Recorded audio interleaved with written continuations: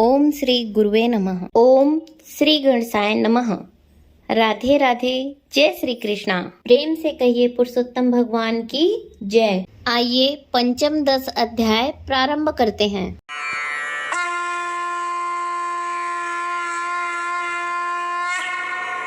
श्री नारायण जी बोले, हे नारद जी, भगवान के साक्षात दर्शन करते हुए सुदेव ब्राह्मण गदगद वाणी में भक्त वत्सल भगवान कृष्ण की स्तुति इस प्रकार करने लगा।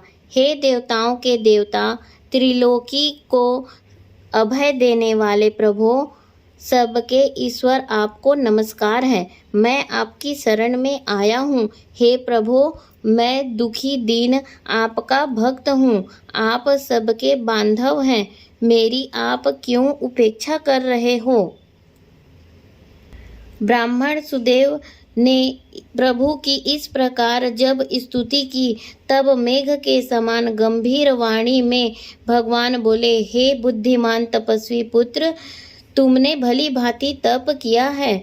तुम जो मुझसे चाहते हो वह कहो, मैं तुम्हारे तप से प्रसन्न हूँ। सुदेव बोला, हे दीन बंधु, दया निधान, मुझे सुपुत्र दो।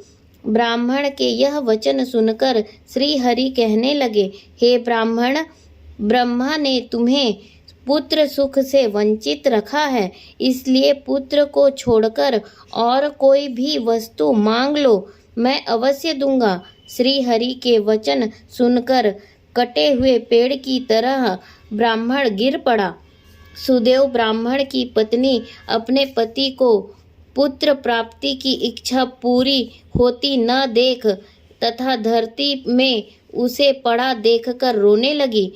बड़ी कठिनाई से धैर्य धारण कर अपने गिरे हुए पति से बोली, हे नाथ, उठिए, क्या मेरा वचन भूल गए?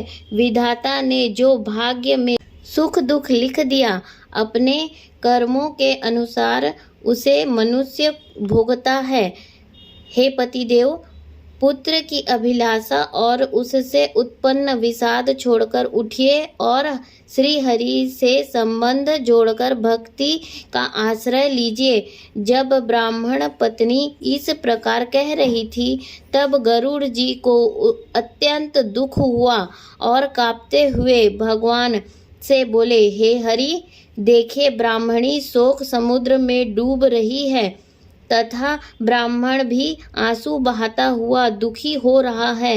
हे दीन बंधु, दया के समुद्र, आज आपकी वह दया कहाँ गई जो भक्तों पर रहती थी?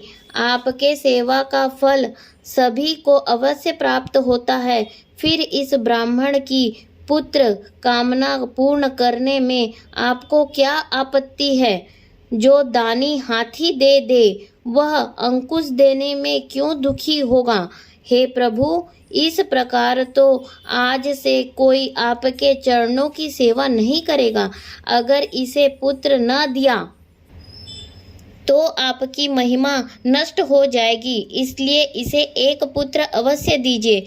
भक्त सुदामा आपके आराधना से पूर्ण सुखी बन गया था।